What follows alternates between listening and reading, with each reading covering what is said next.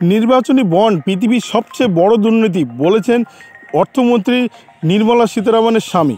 অন্যদিকে নির্মলা সীতারামন ভোটে দাঁড়াতে চাইছে না, তার কারণ হিসেবে দেখিয়েছেন যে অর্থের অভাব রয়েছে, এমনটা জানিয়ে তিনি ভোটে লড়তে চাইছেন না। আর কি কি জানিয়েছে সব বিস্তারিত জানাবো। আপনারা দেখছেন top Barasat news YouTube channel. প্রথমেই জানাই যে নির্বাচনী বন্ড পৃথিবীর সবচেয়ে বড় দুর্নীতি বলেছেন অর্থমন্ত্রী নির্মলা স্বামী। নির্বাচনী বন্ড শুধু ভারতের নয়, সারা পৃথিবীর সবচেয়ে বড় দুর্নীতি। এর জন্য নরেন্দ্র মোদী সরকারকে ভুগতে হবে, এমনটা মন্তব্য করলেন কেন্দ্রীয় অর্থমন্ত্রী নির্মলা সীতারামনের স্বামী তথা বিশিষ্ট অর্থনীতিবিদ পরাকলা প্রভাকর। তিনি এও জানিয়েছেন এই নির্বাচনী বন্ড আগামী দিনে আরও বেশি করে প্রচারিত হবে। প্রভাকর বুধবার সংবাদ মাধ্যমকে বলেন, নির্বাচনী বন্ডের মাধ্যমে যে দুর্নীতি হচ্ছে তা সকলে দেখতে পেয়েছেন, সকলে এটা বুঝতে পেরেছেন। এটি শুধু ভারত নয়, সারা পৃথিবীর সবচেয়ে বড় দুর্নীতি। এটা বিজেপিকে ভোগাবে বলেই মনে করা হচ্ছে। এই দুর্নীতির কারণে কেন্দ্রের বর্তমান সরকারকে ভোটারের শাস্তি দেবেন। সুপ্রিম কোর্টের নির্দেশে নির্বাচনী বন্ডের যে তথ্য প্রকাশ করেছে নির্বাচন কমিশন, তাতে দেখা গিয়েছে নির্বাচনী বন্ড থেকে সবচেয়ে বেশি লাভবান হয়েছে বিজেপি। 2019 সালে 12ই এপ্রিল থেকে 2024 সালে 15ই ফেব্রুয়ারি পর্যন্ত বিজেপি নির্বাচনী বন্ডের মাধ্যমে 6,986 কোটি টাকা পেয়েছে। তালিকায় তাদের পরেই রয়েছে পশ্চিমবঙ্গের শাসক দল তৃণমূল কংগ্রেস। তারা ওই সময়ের মধ্যে 1,397 কোটি টাকা, কংগ্রেস পেয়েছে 1,334 কোটি টাকা। আবারও বলছি, নির্মলা সীতারামনের স্বামী তিনি জানিয়েছেন নির্বাচনী বন্ড পৃথিবীর মধ্যে সবচেয়ে বড় দুর্নীতি, আর এর জন্য ভুগবে বিজেপি। নির্বাচনী বন্ড শুধু ভারতের নয়, সারা পৃথিবীর সবচেয়ে বড় দুর্নীতি তিনি বলেছেন। এর জন্যে নরেন্দ্র মোদী সরকারকে ভুগতে হবে, এমনটা মন্তব্য করেছেন কেন্দ্রীয় অর্থমন্ত্রী নির্মলা সীতারামনের স্বামী তথা বিশিষ্ট অর্থনীতিবিদ পরাকলা প্রভাকর। তিনি এও জানিয়েছেন এই নির্বাচনী বন্ড আগামী দিনে আরও বেশি করে প্রচারিত হবে। প্রভাকর সংবাদ মাধ্যমের সামনে তিনি জানিয়েছেন নির্বাচনী বন্ডের মাধ্যমে যে দুর্নীতি হচ্ছে তা সকলে দেখতে পেয়েছেন, সকলে এটা বুঝতে পেরেছেন। এটা শুধু ভারত নয়, সারা পৃথিবীর সবচেয়ে বড় দুর্নীতি। এটা বিজেপিকে ভোগাবে বলেই মনে করা হচ্ছে।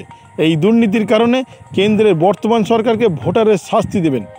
সুপ্রিম কোর্টের নির্দেশে নির্বাচনী বন্ডের যে তথ্য প্রকাশ করা হয়েছে নির্বাচন কমিশনের তরফে, তাতে দেখা গিয়েছে নির্বাচনী বন্ড থেকে সবচেয়ে বেশি লাভবান হয়েছে বিজেপি, তারপরে লাভবান হচ্ছে তৃণমূল কংগ্রেস, তারপরে লাভবান হচ্ছে কংগ্রেস। তবে সবচেয়ে বেশি লাভবান হচ্ছে, আকাশচুম্বী লাভবান হচ্ছে বিজেপি। 2019 সালে 12ই এপ্রিল থেকে 2024 সালে 15ই ফেব্রুয়ারি পর্যন্ত বিজেপির নির্বাচনী বন্ডের মাধ্যমে 6,986 কোটি টাকা লাভবান হচ্ছে। তালিকায় তাদের পরেই রয়েছে পশ্চিমবঙ্গের শাসক দল তৃণমূল কংগ্রেস। তারা পেয়েছেন 1,397 কোটি টাকা। অন্যদিকে কংগ্রেসও কম যায়নি, কংগ্রেস পেয়েছে 1,334 কোটি টাকা। অর্থাৎ বুঝতেই পারছেন নির্বাচনী বন্ডের মাধ্যমে প্রত্যেকটি দল কতটা টাকা পেয়েছে। সবচেয়ে বেশি লাভবান হয়েছে বিজেপি, আর এর জন্যেই নির্মলা সীতারামনের স্বামী বলেছেন এই পৃথিবীর মধ্যে সবচেয়ে বড় দুর্নীতির জন্যে সবচেয়ে বেশি ক্ষতিগ্রস্ত হবে বিজেপি। তার কারণ বিজেপি সবচেয়ে বেশি এই দুর্নীতির সঙ্গে যুক্ত। এরপরে জানাই, টাকার অভাবে নির্বাচনের লড়াইয়ে প্রত্যাখ্যান করেছেন অর্থমন্ত্রী সীতারামন ইয়েচুরি। অর্থ সংকটে খোদ অর্থমন্ত্রী, হাতে টাকা নেই তাই ভোটে লড়তে চান না। শুনতে অবাক লাগলেও এটাই সত্যি কথা। কেন্দ্রীয় অর্থমন্ত্রী নির্মলা সীতারামন বুধবার বলেছেন ভারতীয় জনতা পার্টি বিজেপি তাকে 2024 সালে লোকসভা নির্বাচনের প্রতিদ্বন্দ্বিতা করার জন্য একটি টিকিট প্রস্তাব করেছে। তবে ওই অর্থ সংকটের কারণে নির্বাচনী প্রতিদ্বন্দ্বিতার প্রস্তাব প্রত্যাখ্যান করেছেন তিনি বলেন বিজেপি প্রধান জেপি নাড্ডা তাকে অন্ধ্রপ্রদেশ বা তামিলনাড়ু থেকে নির্বাচনের প্রতিদ্বন্দ্বিতা করার বিকল্প দিয়েছিল। নির্মলা সীতারামন কর্ণাটক থেকে রাজ্যসভার সদস্য। টাইমস নাও সামিটের সময় তিনি বলেছিলেন, 1 সপ্তাহ বা 10 দিন চিন্তা করার পরে আমি কেবল বলতে ফিরে এসেছি হয়তো না, নির্বাচনে প্রতিদ্বন্দ্বিতা করার মতো এত টাকা আমার নেই। আমার একটা সমস্যা আছে, সেটা অন্ধ্রপ্রদেশ হোক বা তামিলনাড়ুই হোক। এটি তাদের ব্যবহার করা বিভিন্ন বিজয়ী মানদণ্ডের একটি প্রশ্নও হবে। আপনি কি এই সম্প্রদায়ের নাকি আপনি সেই ধর্মের? তুমি কি এখানে থেকে? আমি বললাম না, আমি এটা করতে পারবো বলে মনে হয় না, শুধু আমার বাজেট। অর্থমন্ত্রী বলেন আমি খুবই কৃতজ্ঞ যে তিনি আমার যুক্তি মেনে নিয়েছেন, তাই আমি নির্বাচনী প্রতিদ্বন্দ্বিতা করছি না।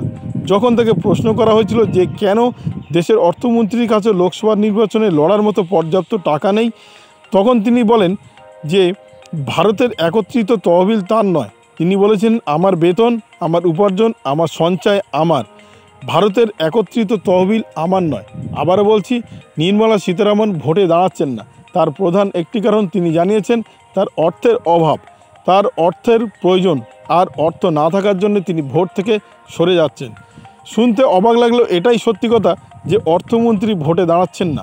কেন্দ্রীয় অর্থমন্ত্রী নির্মলা সীতারামন বুধবার বলেছেন, ভারতীয় জনতা পার্টি তাকে 2024 সালের লোকসভা নির্বাচনে প্রতিদ্বন্দ্বিতা করার জন্য একটি টিকিটের প্রস্তাব দিয়েছে।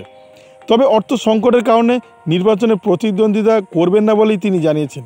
মন্ত্রী আরও বলেন, বিজেপি প্রধান জেপি নাড্ডা তাকে অন্ধ্রপ্রদেশ বা তামিলনাড়ু থেকে কোথাও একটি জায়গা থেকে প্রতিদ্বন্দ্বিতা করার জন্য বলেছিলেন, কিন্তু নির্মলা সীতারামন কর্ণাটক থেকে রাজ্যসভার সদস্য। টাইমস নাও সামিটের সময় তিনি বলেছিলেন, 1 সপ্তাহ বা 10 দিন চিন্তা করে পরে আমি কেবল বলতে ফিরে এসেছি, হয়তো না, নির্বাচনী প্রতিদ্বন্দ্বিতা করার মতো এত টাকা আমার নেই। আমার একটা সমস্যা আছে, সেটা অন্ধ্রপ্রদেশ হোক বা তামিলনাড়ু।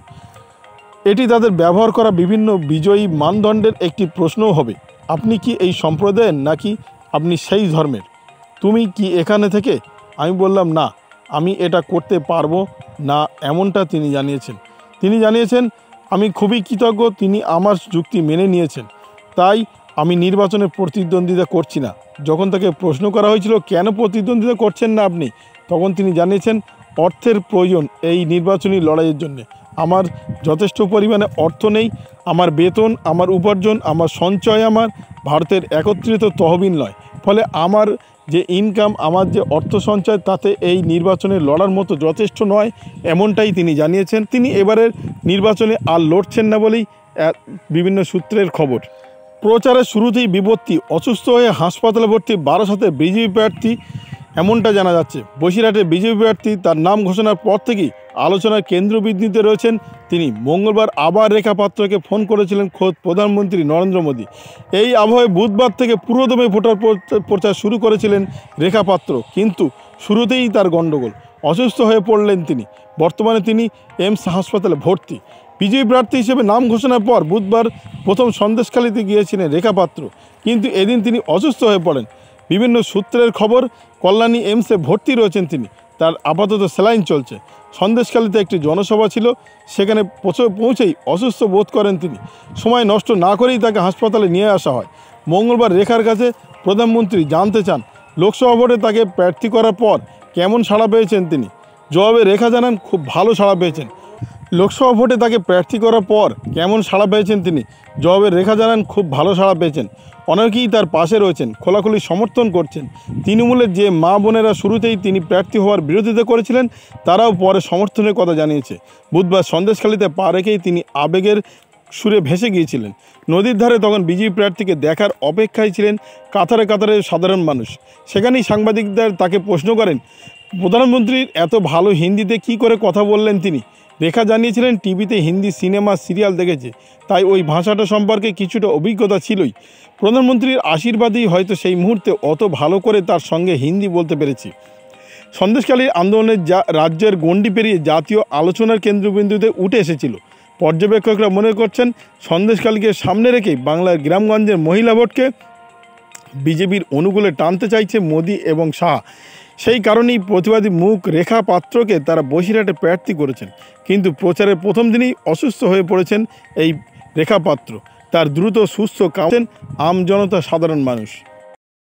ভিডিওটি আপনার কোনো প্রকার উপকারে লেগে থাকে অবশ্যই লাইক, কমেন্ট, শেয়ার করবেন। সেই সঙ্গে চ্যানেলটি সাবস্ক্রাইব করার অনুরোধ রইল। সবাই ভালো থাকবেন, সুস্থ থাকবেন।